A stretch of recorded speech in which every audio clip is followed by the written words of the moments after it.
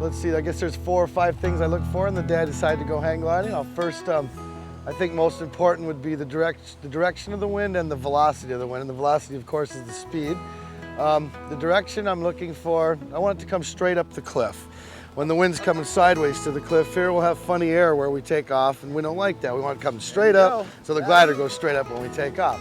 The next thing will be the strength of the wind. We can fly from anywhere from about 7 miles an hour coming up the cliff to probably about 35 or 40 for the guys who really are experienced and feel crazy that day. I think generally we're looking for probably 10 to 15, maybe 20 miles an hour of wind coming up the cliff.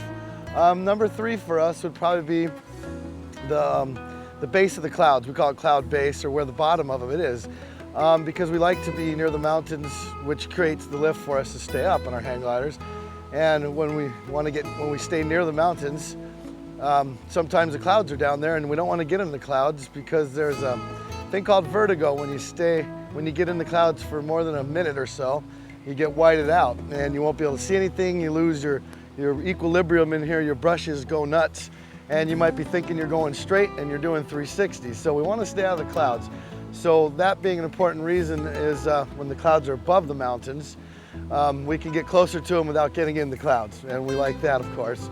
Number 4 is, I guess, maybe if there's some weather on the way, like a cold front coming in or something, that usually causes some good weather for us, but in the trailing end, there's usually the rain and then again the low cloud base.